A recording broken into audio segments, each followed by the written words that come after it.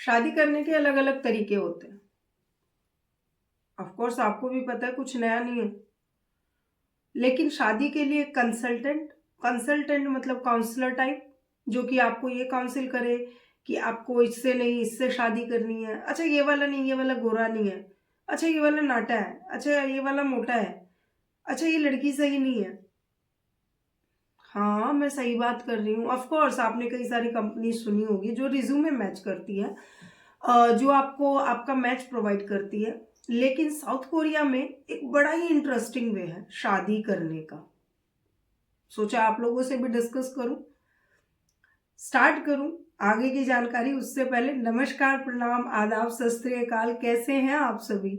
उम्मीद है स्वस्थ होंगे, मस्त होंगे और व्यस्त भी होंगे। जरूरी है बॉस, रहना भी चाहिए। हमारे देश में, इंडिया में 4 धर्म मुख्यतः माने जाते हैं: हिंदू, मुस्लिम, सिख, ईसाई।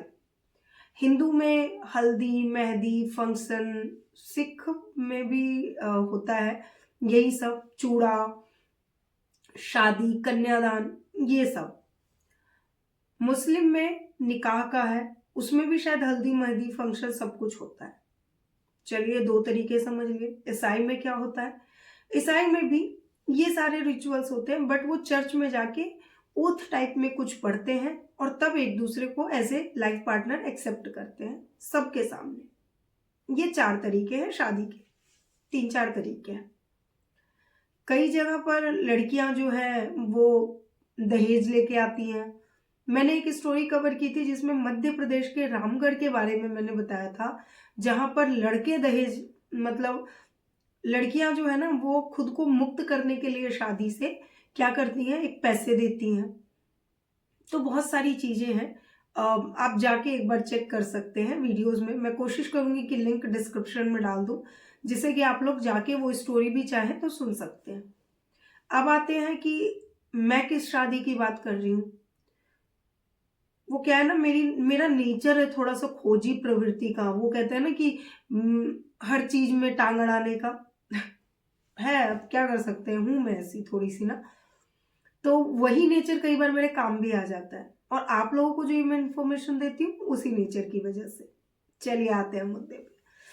अब कोरिया में, साउथ कोरिया में, ऐसा मैंने सुना है कई जगह पर, वीडियोस में भी देखा है, 1-2 जगह पढ़ने को भी मिला है कि साउथ कोरिया में शादी करने के लिए कंपनीज जो है वो कंसल्टेंट हायर करती हैं। अच्छा मैं आपको ये बताऊं, इससे पहले एक बात बता दूं, पूरी दुनिया में बहुत सारी एजेंसी हैं जो कि शादी करवाती हैं, और उसके लिए वो लोग क्या करते हैं, आपके रिज्यूमे, फोटो ले लेंगे, आपकी डिटेल्स ले लेंगे और वो दूसरे पर्सन को पहुंचाएंगे। अब इसमें कई सारे शादी करवाने के प्लेटफॉर्म्स हैं, मैं वो क्या बताऊं आपको। और इस तरीके से अगर आप दोनों को कंफर्टेबल लगता है तो आप शादी के लिए, दोनों फैमिली या दोनों पर्सन, बहुत सारी चीजें हैं, कंडीशंस, वो पूरी करने के बाद आप लोग एक दूसरे से मिल भी सकते हैं और शादी भी कर सकते हैं। कई वेबसाइट्स बन गई हैं। लेकिन साउथ कोरिया में क्या चल रहा है कि आपके पास वेबसाइट है, आपके पास सब कुछ है, लेकिन कभी भी शादी नहीं हो पा रही। उसका रीजन है कि वहां पर एक तो जन्म दर कम हो गया है, मतलब लाइफ, न्यू लाइफ आ ही नहीं रहा है। प्रेगनेंसी कंसीव करने के लिए फीमेल्स कहीं मना कर रही हैं, और जन्म दर कम हो रहा है, जिससे लोगों की जनसंख्या बहुत कम हो गई है। अब इसका रिजल्ट ये है कि जब लोग ही नहीं होंगे तो फिर शादी किसकी होगी? तो शादी नहीं होती है, शादी करना बहुत मुश्किल होता है। दूसरा, वहां पर लोग जो है वो वर्किंग है, तो उनको शादी करने के लिए ना टाइम निकालना बड़ा मुश्किल काम लगता है। तो एक ये भी प्रॉब्लम है वहां पर। तो इस वजह से शादी करना एक बहुत बड़ा टास्क हो जाता है। अब इसको वो सॉल्व ऐसे करते हैं कि उनके पास भी वेबसाइट है, ऐसे कई सारे कंपनीज हैं जो मैच मेकिंग करवाती है ना। लेकिन उनके पास एक प्रॉब्लम है। वो प्रॉब्लम ये है कि तभी भी उनका मैच मेकिंग नहीं हो पाता। तो अब साउथ कोरिया में पिछले 30 साल पहले एक आध लोगों ने शुरू किया था कि कंसल्टेंसी में जाते थे, अपने आप को रजिस्टर्ड करवाते थे। लेकिन वहां से अब तक में चेंज तो आया है, बट लोग जाने से डायरेक्ट घबराते हैं अभी भी। क्यों? क्योंकि कई बार आपके रिलेटिव्स को पता चलेगा, लोगों को पता चलेगा, अरे लड़का कैसे ढूंढा, ऐसे ढूंढा जी, लड़की कैसे ढूंढा, ऐसे ढूंढा जी, है ना।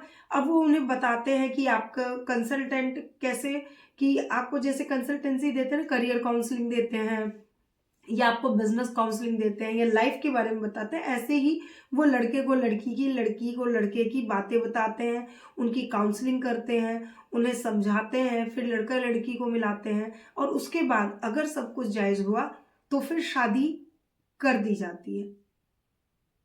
मुझे ये इंटरेस्टिंग लगा।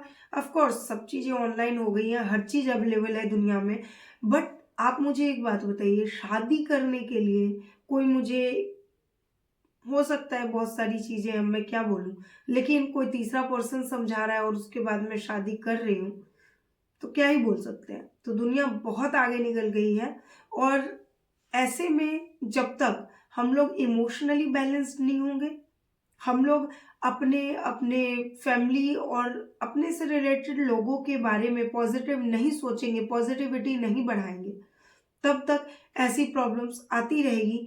और अभी एक देश में शुरू हुआ है जो कि लास्ट 30 ईयर्स से चल रहा है, आगे आने वाले टाइम में मुझे लग रहा है कि अगर यही हाल रहा तो अगले कई सालों तक यही माहौल रहेगा और हमें भी शायद ऐसा ना हो कि कंसल्टेंट की जरूरत पड़े।